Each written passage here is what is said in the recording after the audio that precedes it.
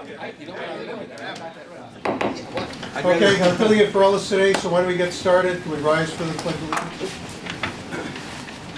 I pledge allegiance to the flag of the United States of America and to the republic for which it stands, one nation, under God, indivisible, with liberty and justice for all. Thank you, everyone. Are you all set? You guys are set, right? Okay.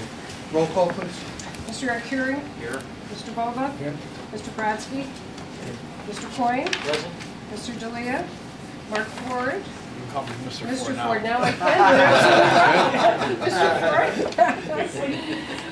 Mr. King? Here.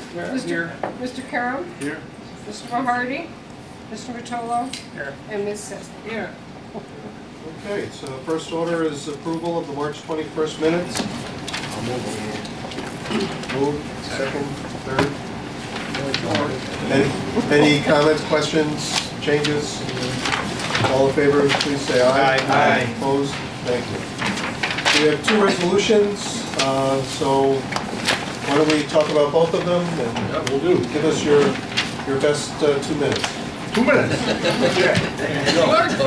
Both of the resolutions, agenda items 4 and 5 tonight, are related to the same project. This is the stream bank stabilization up at Hinckley near our intake tower.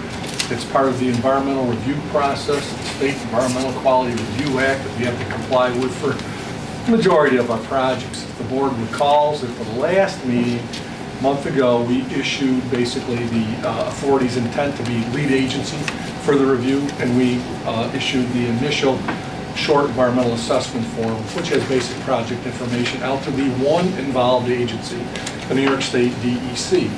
Now, about a week ago, the DEC did, in writing, respond to that document, indicated that they have no problem with the board being lead agency and didn't see any environmental issues with the project. So tonight, two resolutions. Number one, the first one under 4, is that the board will declare itself lead agency so it can act on the second resolution, which is to issue a negative declaration, basically a one-page form that we will send to the DEC and also gets posted in the environmental news bulletin. Then we can go out and get the permits and continue with our design of the project. So basically that's where we are tonight. We'll close out the secret process for the project. Okay, so we can address the first resolution. Is there a motion to accept the resolution to establish as lead? Second. Any questions for staff or on the resolution to establish us as lead agency? Okay, all in favor, please say aye. Aye. Opposed? None? Thank you. Second resolution relates to issuing a negative declaration pursuant to the Quality Review Act. Is there a motion for that? What is a negative declaration? What is a negative declaration? Negative declaration, and actually one of the board members had a question last month about that. Basically, it's the statement, example here, if anybody wants to see what it looks like. Basically says that the board and their staff, basically myself, Wendy Marsh, our environmental counsel, have reviewed the documents and the project impacts, recommended to the board that a negative declaration be issued, and the board's approved that. Ken Bodrow also is involved in the review. So you're basically saying you've done a review and nothing prevents you from continuing. Exactly. There are no moderate, right, significant, moderate, or significant impacts on the project. All projects have impacts, minor, maybe minor, but moderate, but in this case, we're clear. I'll move it. I think we got the motion and second all set. So any other questions, comments? Okay, all in favor, please say aye. Aye. Opposed? Thank you. Committee reports. How are we doing? Good. Rob? I'm going to go over here. Quite loud there. In your binder is the financial report for first quarter of the year, 3 months into. Just quick highlights. Water sales were up about $100,000 compared to budget, so that's good at approximately $5 million. Our annual budget is about 22 million, so we're on track. Consumption is actually up, that's a good thing. Up 2.7 million cubic feet, which is approximately 0.75% or 1% up compared to prior year. And cash flow is a little down. We had, as I mentioned before, we had to make some payments out for property and liability insurance, which is a whole year. We have to pay for, and workers' comp, we have to pay for all up front. So that's an outlay that we have to take care of at the beginning of the year. So we'll catch up as time goes on. Rocco, you're looking at receivables. Receivables are pretty consistent compared to last year at this time. So it hasn't made a huge jump, but hopefully we're going to get more aggressive on.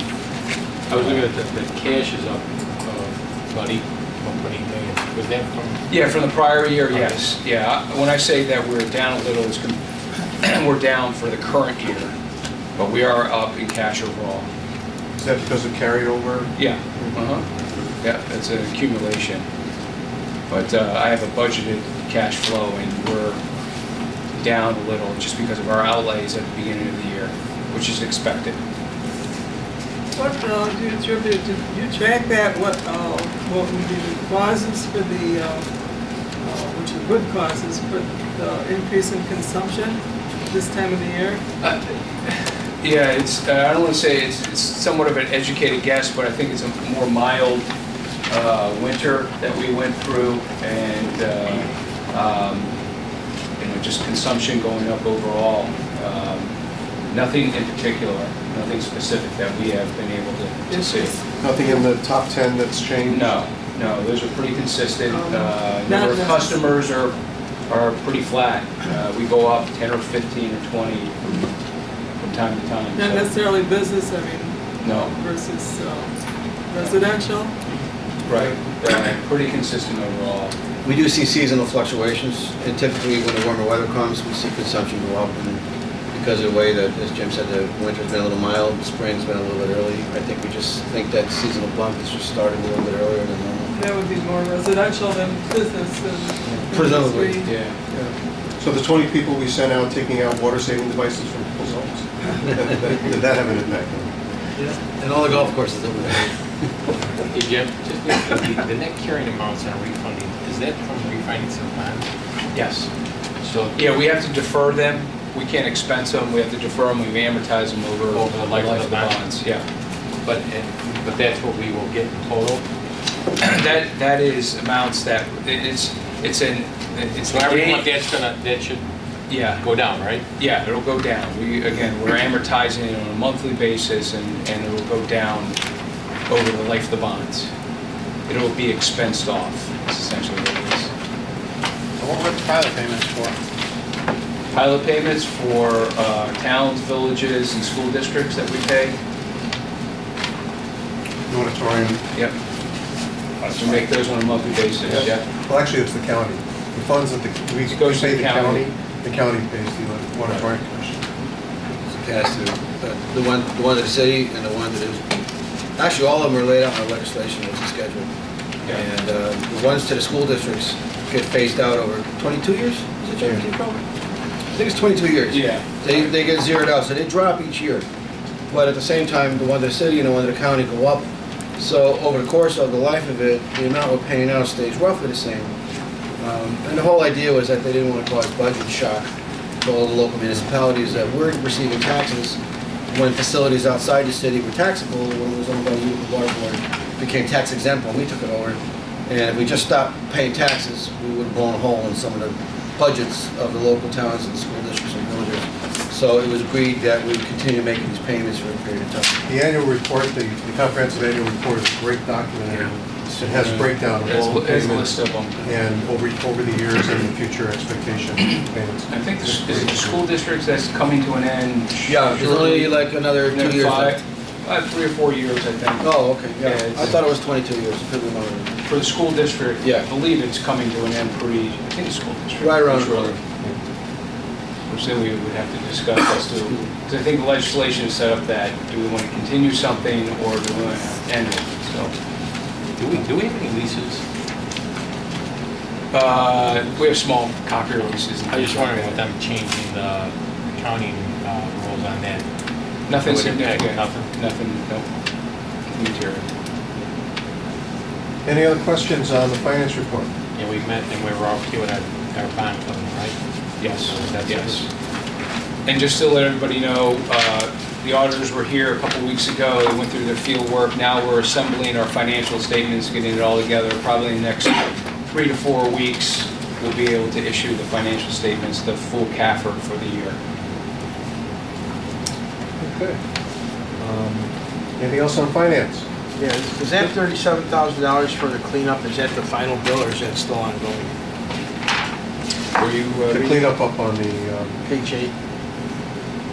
how are we doing on the cleanup? Is that for the treatment Oh, plant? treatment Is that- plant. Yeah, there's other numbers in there, but in that number is the 20-something thousand for the cleanup of the spill at the treatment plant. Yeah, we're not- Is that the final bill or are we gonna have more? We had, there's probably 2 bills out there we haven't received yet, but we're still discussing with our insurance company what we may or may not be able to cover with them. That was So my next question. some of that may be reimbursable. Great question. Yeah, very good question. Okay, Executive Director's report. Thank you. I have a couple of items. First thing I wanted to, just as a reminder, I know you all got an email on this morning and last week. Last fall, we did what we called a branding workshop. Here we had 20 or so employees in the room and working with Page Communications, the Page Group. We talked about methods to increase our public outreach, public communications, public information, and really tell our story to the public and express who we are as a company, how we operate, what our values are, but more importantly, ways they can interact with us, ways that they can make good decisions as stewards of their own water and controlling their water bills. So all of that sort of rolls into our sort of our corporate image, if you will, but really in ways to serve the public better. And tomorrow morning at 10 o'clock, we're doing a follow-up workshop. Page Group took all the information and ideas that were generated at the first workshop and have come up with some specific plans that they would like to show us that we could roll out over the next year. And I think they have some good stuff. I've seen a preview of it. But tomorrow at 10 o'clock, we're going to do a workshop in here. It's only going to be probably an hour and 15 minutes. I think we'll be done by 11:15. We're going to have, again, a host of employees, but anybody from the board is welcome to attend if you can. I think you might find it an interesting exercise. Certainly educational and an opportunity to interact with some of the employees as well. So any of you can make it at 10 o'clock, you're welcome to. We'd love to see you here. In the meantime, when that's all said and done, and we have something that is ready to move forward, we'll be discussing that at the committee level, then the full board level, before actually authorizing expenditures on some of the stuff in the future. So the board will be in the loop in the decision process, one way or the other, but direct participation is certainly welcome. Excuse me. So, yep, you gonna come? Now you know what it is. Okay. Last month, we talked about 3 resolutions that typically the board has acted on every April, which used to be our annual meeting. But nevertheless, these resolutions ran for a full year beginning in April. And they were first passed by this board, I think, probably 17 or 18 years ago. And it had to do with waiving back water bills on properties that have been foreclosed upon by municipalities and offered for sale to prospective buyers, with the idea that they could then put these back in the hands of hopefully responsible taxpayers. From our standpoint, it becomes a newfound water customer from something that had been abandoned. And the thought at the time was we'd rather have people putting money into the house and reinvesting rather than paying an $800 or $1,200 water bill from 5 years ago that somebody walked out on and ended up on taxes all these years. But we mentioned that the resolutions were probably not really reflective of the actual process. We wanted to discuss it with the city predominantly because they're the ones that would be exercising these kinds of options. So last week we had a meeting up here with one of the city attorneys and one of the staffers from downstairs that's intricately involved in this whole thing, as well as myself, and Ken Barbaro was here as our general counsel, and Jim and Scott Borges on Jim's staff. Lo and behold, as it turned out, we concluded that these resolutions really aren't necessary. And the reason why is because at the time they were first passed, there were hundreds of city properties that they were offered for sale. Some of them were actually torn down. At the time, maybe some of you remember the arson task force, and a whole problem going on with vacant properties. And a lot of those were torn down, and the vacant properties were then purchased by adjacent homeowners who expand their yards. Some of the houses that weren't torn down were being handled in various ways. And, we thought at the time that it was a very hopeful mechanism for the city. But upon exploring it further, what we really have found is that once the city forecloses, the title goes first to the city. The first thing they do is wipe out all tax liens, which they have the authority to do, and that includes our lien for the water bill. Then they either sell it directly at auction, in which case the title goes directly from the city straight to a buyer, or they sometimes deed them over to your renewal agency, and then they're sold to your renewal agency. Either way, the tax lien is wiped out. The language in the resolutions really dealt with old water bills that were re-levied and placed on taxes. They go away. What really is at issue now is that sometimes these things are occupied for a while, and there are charges that have built up since the last time we re-levied charges to the taxes.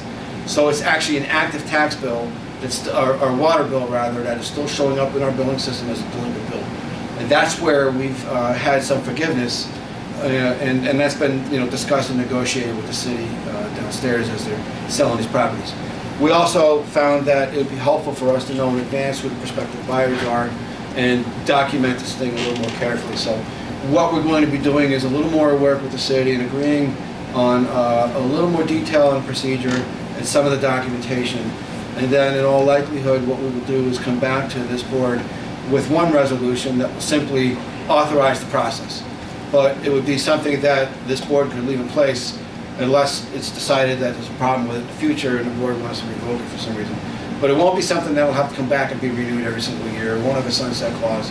But what we will do is make sure that you will continue to get annual briefings on everything, the activity that occurred under the parameters of it each year, so you can see what level of participation there is and how much we're actually waiving to assist with the city. They're very grateful for our help, but the resolutions as they were written, it turns out, really weren't such a useful tool to them as we thought they were. And we were really just following this other procedure. So we want to document that and actually formalize it with the board through a new resolution. So, What about the county? we haven't met with the county yet, but we intend to do that. I know Ken and Ann are on board with sitting down with the county. We have to have a conversation with them. But I guess what we envision is something similar with the county, right? And Ken will be working on that. I don't know if by that meeting we'll have something, or it may take a little longer. Maybe when we sit down and talk to the county, if something new pops up that we have to reflect on, it could add a little bit to the process. Is that for all properties or just residential? All properties, yeah. And so, and on commercial ones, when the sale price is a little higher, there's a mechanism for us to recoup some of what's owing that. So, and the city's been pushing to do that for us anyway. They've actually been a very good agent in collecting some of those delinquent bills for us. They don't automatically move to try to dismiss anything. So they, it turns out they've actually been probably getting more delinquent bills recovered for us than we may have even intended to collect at some point. What about sewer? Do they just go along with everything? We don't waive sewer, correct, Ann? No, we waive everything. We do. We waive sewer as well? All right, I stand corrected. Sorry. But do we pay sewer? No. Waive the collection? No, we don't. No.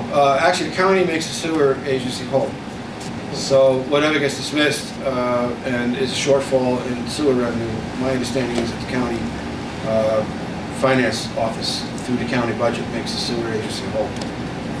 But we don't pay their bills if they're not paid by somebody else. Yeah, if that's what your question is. Yeah. Okay. So we'll look to have something by next May, and if it takes a little bit longer, we'll give you an update at that time. The last thing I wanted to mention is that those of you who are here will recall that we closed on a bond issue last fall. We started it over the summer, we closed in September. The primary reason for doing so was because rates had dropped so much that we had some older bonds that we sold in 2006 and 2008 that were worthy of refinancing. And we generated quite a good savings by refinancing those at lower rates with new bonds. There were some 2006 bonds that were not eligible at that time because they weren't recallable until January. And so, and since it was September, we needed to close, we left them out. So we carved out $3.5 to $4 million of bonds from 2006 and left them alone. But rates have actually dropped even lower since then. And they've actually gone down about 15 basis points over the last month or so. And so our financial advisor has alerted us that the remainder of those 2006 bonds are at this point worth pursuing for refinancing. At the same time, we have something else going on, and it ties back to last fall's refinancing, because as we lower the total amount of debt payments that we make every year, because we've dropped the bond payments, the amount that we had to hold on reserve was also dropping. There's a certain amount we have to have held in reserve accounts to back those bonds up. And we've done several refinancings over the years. We've never adjusted the reserve requirement. So it turned out that there was quite a bit of money in the debt service reserve fund that was now freed up, no longer required, but must be used towards capital expenditures over a year or two, fairly quickly. Or could you pay down the balance? No, actually, because we talked about doing that too. They said it had to go towards capital expenses. So Jim and I were coming up with some ideas on how we might fund that, and suddenly we had this problem with one of our pipe bridges up at the treatment plant. 1921? 29, old, needs to be replaced, becoming rather serious. So before Jim and I could come up with any plan on what to do with this $1.9 to $2 million, Dick already had it spent. No problem. So, and as we do further investigations, it turns out that the total cost of doing a new pipe bridge, putting a brand new 48-inch main over it, which, by the way, for those of you that aren't aware of this, from Hinckley Reservoir down to our treatment plant, there are two transmission lines, one rather old, one a bit newer. What we want to do is build a third line from the treatment plant all the way to the reservoir of a larger diameter that's capable of meeting all of our needs through the one pipe. The smaller one, the original pipe, we would retire. The second one, we would keep in service and run two in tandem. But what that would allow us to do is get all the water we need even when the reservoir goes down low. So it's a good safety feature for us. We won't be vulnerable to fluctuations in the reservoir level during droughts or other reasons that may come up beyond our control. So we had already planned in our capital improvement program to begin doing phases of that pipe replacement, working back towards the reservoir. What Dick has now done with our consulting engineers is figure out that we can just do the first phase, doing the pipe bridge and starting right at the plant, and using that as phase one and then building onto it afterwards. So the fact that we have to do this pipe bridge isn't necessarily an unexpected expense and something that just came up that we were hoping to avoid. It would have happened as part of this whole replacement project, but we need to do this piece sooner now rather than later. The reason why I'm telling you all this is because if we're going to do this refinancing of these older bonds, at this point it probably makes good sense to put in some new money to pay for, if not the entire pipe bridge project, a good portion of it, and then try to preserve some of the stuff that was in the debt service reserve fund for other purposes. So what I want to recommend now is, I'm not asking for any approval or anything just yet, but what I'd like to do is check with Rocco and check, Ellis chairs capital improvements, he's not here, but what we thought we could do is between now and the May meeting is have a joint committee meeting of the capital projects committee and the finance committee, and then we could present all the projects plus the unexpected expenses that have come up. We have to make some physical modifications at the treatment plant in the wake of the fluoride spill. There's some remediation work we need to do there. None of those were budgeted because obviously we didn't know what was going to happen. And so we will, we being myself and Dick and Jim, come up with what we think is our best proposal on how to manage these costs and draw from which funds, and then present that at the two committees, and if the two committees, capital and finance, agree or want to modify it in some way, whatever comes out of those meetings would then come back hopefully to the May meeting for full board discussion. And then if we want to move ahead, we could authorize it at that time. So I just kind of wanted to give you a little bit of a preview of what's coming. And the cost of the pipe bridge, when it's all said and done and the interconnections on the other side, is probably at this point $3.4 to $3.6 million. So the whole project can't be covered with the debt service reserve fund anyway. So at this point, we're thinking maybe we'll try to hang on to some of that money for these other reasons that we'll detail in these committees and then bring to the full board in May. So unless anybody has any questions for me, which I'll be happy to take. Any questions for the director? I have a question, but I don't know if it's for the director or for Ken Barber, but training requirements. I mean, has the state abolished the need for training requirements for the board members? Anybody know? We don't. I mean, the legislation keeps changing, and I don't know if they've abolished it or not. I don't think it's been abolished, but I think if you've gone through it once, you don't have to go through it again. Well, but we I have a know we bunch of keep new getting new members. members, is what I'm Right, saying, right. and I'm not even sure the last group of Yes, that you went to. We'll need, okay, yeah. I Okay, think we're so- still doing it. Okay, Could you so I check just in, want- see what the current status is? We used to do it through CUNY. Just current, who City hasn't University. done it? Find out where they would go. Yeah. You can do it online It's too. online. Right, so the training now is available online or in person at various places. You can find out.